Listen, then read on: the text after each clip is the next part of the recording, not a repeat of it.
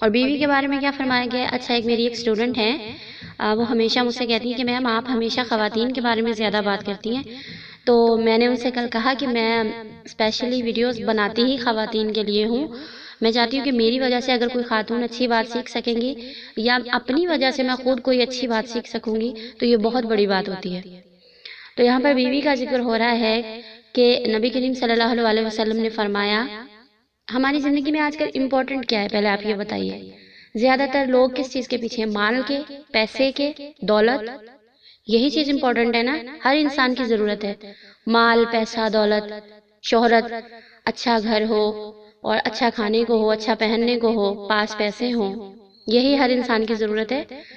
نبی کریم صلی اللہ علیہ وسلم نے فرمایا کہ بہترین مال یہ ہے کہ آدمی کے پاس اللہ کا ذکر کرنے والی زبان ہو، اللہ کا شکر گزار دل ہو، اور ایمان کی مضبوطی کے لیے مددگار مومنہ بیوی ہو۔ کون سی بیوی؟ مددگار بھی، مومنہ بھی، اور کس چیز کے لیے مددگار؟ ایمان کی مضبوطی کے لیے۔ یہ نہیں کہا کہ مال کی مضبوطی کے لیے، یہ نہیں کہا کہ پیسے کے لیے، گھومنے پھرنے کے لیے، کھانے پینے کے لیے، نہیں، ایمان کی مضبوطی کے لیے۔ جب مرد نکاح کرتا ہے تو بیوی اس کا آدھا دین مکمل کرتی ہے۔ اب اس سے مراد کیا ہے کہ ہمارے نبی نے کہا ہے کہ جب تم بیویوں کی سلیکشن کرو، اپنے لیے کوئی لڑکی دیکھو، تو اپنے پیرنٹس سے کہو، پیرنٹس کو خود چاہیے کہ لڑکی وہ تلاش کریں جو دیندار ہو۔ لیکن دیندار لڑکی کی ریکوائرمنٹ کون کرے گا؟ وہی شخص کرے گا نا جو خود دیندار ہوگا۔ اب جو شخص خود دیندار نہیں ہے تو وہ کیسے چاہے گا کہ اس کے لیے ایک دیندار پردے دار لڑکی آنی چاہیے؟ لڑکے تو یہی ڈیمانڈ، سب سے پہلے تو گھر والوں کی یہ ڈیمانڈ ہوتی ہے، لڑکی خوبصورت ہونی چاہیے، ویل ایجوکیٹڈ ہونی چاہیے، بات کرنے کا سلیقہ آتا ہو، گھر میں کھانا پکانا آتا ہو، گھر کے سارے کام کرنے آتے ہوں۔ جو مین چیز ہے جو اللہ اور اللہ کے نبی نے بتائی ہے وہ تو موجود ہی نہیں ہوتی کہ دیندار ہو، پردے دار ہو۔ لیکن نہیں، لڑکے کہتے ہیں پردے دار لے کر آئیں گے، لوگ کیا کہیں گے کہ پتہ نہیں بدصورت ہے، پردہ کیے بیٹھی ہے۔ دینداری کو کوئی ترجیح ہی نہیں دیتا۔ ہمیشہ ریکوائرمنٹ ہوتی ہے خوبصورت لڑکی ہو، ویل ایجوکیٹڈ ہو، بس یہ دو چیزیں۔ تیسری بھی ہوتی ہے گھر والوں کی طرف سے کہ کام کرنا آتا ہو، بس بے شک بے پردہ ہو، کام کرنا آتا ہو۔ لیکن اللہ کے نبی نے کہا ہے کہ اپنے لیے دیندار بیوی کو ترجیح دو، اس لیے کہ وہ جب آئے گی تو اپنے ساتھ دین لے کر آئے گی۔ اور اگر آپ میں سے کوئی خاتون، آپ کی وجہ سے اگر آپ کے شوہر نماز پڑھنا شروع کر دیں تو کتنی اچھی بات ہے۔ آپ کی وجہ سے اگر آپ کے شوہر قرآن پاک پڑھنا شروع کر دیں، دین کی طرف آ جائیں، اپنے سارے کام چھوڑ کے 5 وقت وہ مسجد کا رخ کریں تو کتنی اچھی بات ہے اگر آپ کی وجہ سے وہ اس کیٹیگری کو اختیار کر لیں جو کہ مین ہے مسلمان کے لیے۔ لیکن ہم لوگ، خاتون جو ہوتی ہے، عورت کی بات بہت مانتے ہیں مرد، بیوی کی تو بہت مانتے ہیں شوہر، ہر بات مانتے ہیں، بیوی منواتی بھی ہے، گھومنے کے لیے بھی منوائے گی، اچھا پہننے کے لیے بھی منا لیتی ہے، کھانے کے لیے بھی منا لیتی ہے، وہ چاہتی ہے کہ میں اچھا پہنوں، شوہر کو جیسے تیسے منا لیتی ہے۔ لیکن آپ ان کو نماز کے لیے بھی تو منا سکتی ہیں نا، آپ ان کو قرآن پاک پڑھنے کے لیے بھی منا سکتی ہیں۔ جیسے آپ کو وہ اگر کپڑے خرید کر نہ دیں تو آپ ان سے روٹھ جاتی ہیں، تو اس طریقے سے اگر وہ نماز نہیں پڑھتے تو آپ روٹھ سکتی ہیں، قرآن نہیں پڑھتے آپ روٹھ سکتی ہیں، آپ بائیکاٹ کر سکتی ہیں، آپ کہہ سکتی ہیں کہ جب تک آپ نماز نہیں پڑھیں گے میں آپ سے نہیں بات کروں گی، کہہ سکتی ہیں نا۔ لیکن نہیں، ہمیشہ روٹنا اپنے مفاد کے لیے۔ دین کے لیے ٹائم کہاں ہے کسی بھی خاتون کے پاس؟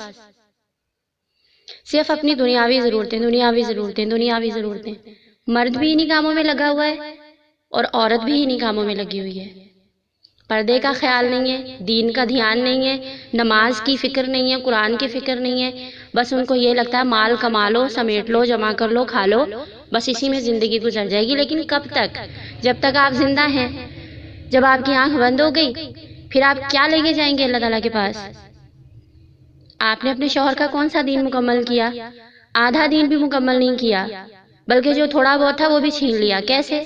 کہ آپ کو لگتا ہے کہ میرے میکے میں اگر شادی ہے وہاں پہ جانا چاہیے میرے خاوند کو، میرے گھر والے کیا کہیں گے؟ اور سب سے بڑی پرابلم ایک مین یہ بھی ہے خاتون کی کہ اپنے گھر والوں کے لیے، اپنے گھر والوں سے ملنا اپنی بہنوں سے اپنے خامن کو ملوانا، وہ یہ اگر خامن کے پیچھے ان کی بہن بیٹھی ہے نا، بیوی کو کوئی اعتراض نہیں ہوگا، وہ کہے گی یہ تو میری بہن ہے، یہ تو ان کی سالی ہے، یہ تو آدھے گھر والی ہے، پتہ نہیں کون کہتا ہے، بہرحال کہتے ہوں گے جاہل لوگ جو کہتے ہیں کہ سالی آدھے گھر والی ہوتی ہے، اور وہ پھر جب وہ پوری بن جاتی ہے نا کبھی، پھر بیٹھ کے روتی ہیں خواتین، کہتی ہیں یہ کیا ہو گیا، وہی ہوتا ہے جو آپ کرواتی ہیں۔ اگر آپ کے خامد کا اس کے بھائیوں کی بیویوں سے پردہ واجب ہے تو آپ کے خامد کا آپ کی بہنوں سے بھی پردہ واجب ہے، وہ بھی سالی ہیں، ان سے پردہ واجب ہے ان کا، لیکن آپ کو وہاں پہ کوئی دقت نہیں ہوتی۔ آپ کہتی ہیں بیٹھیں، تمہارے جیجا ہیں، آج کل تو بہنوئی بھی نہیں بولتی لڑکیاں، جیجا بولتی ہیں، کہ بہنوئی لفظ ہی نہیں ہے ان کی زبان پر، جیجا ہے آج کل، کہتی ہیں جو آپ کے جیجا ہیں بیٹھیں، یہ تو آپ کے بھائی ہیں، آپ شریعت کو جھٹلاتی ہیں، آپ اللہ تعالیٰ کو فرمان کو غلط ثابت کرتی ہیں، اللہ کے نبی کے فرمان کو غلط ثابت کرتی ہیں، آپ یہ کہتی ہیں کہ یہ آپ کے بھائی ہیں، جبکہ ان سے پردہ واجب کر دیا اللہ تعالیٰ نے، تو آپ صحیح ہیں یا اللہ کا حکم مانے؟ تو یہ کیسا دین مکمل کرواتی ہیں آپ؟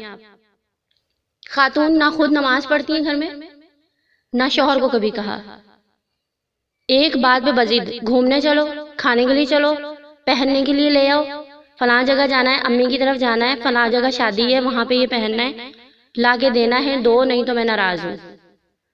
کبھی نماز کے لیے بھی یہ ناراضگی دکھائی ہے، قرآن کے لیے بھی یہ ناراضگی دکھائی ہے، کہیں تو پروف کیجئے کہ آپ مسلم خاتون ہیں، کہیں پہ تو ثابت کیجئے کہ آپ کا تعلق جو ہے وہ مسلم گھرانے سے، نماز پڑھتے نہیں، پھر بڑے فخر سے لوگ کہتے ہیں کہ ہم مسلمان ہیں، جب آپ نماز نہیں پڑھتے کیسے مسلمان ہیں آپ؟ شریعت نہیں مانتی آپ کو مسلمان، اللہ نہیں مانتا، اللہ کے نبی نہیں مانتے، ہم نہیں مانتے، جو نماز نہیں پڑھتا وہ مسلمان نہیں ہے، پھر تو چاہنے کو وہ جو چاہے کرتی رہے۔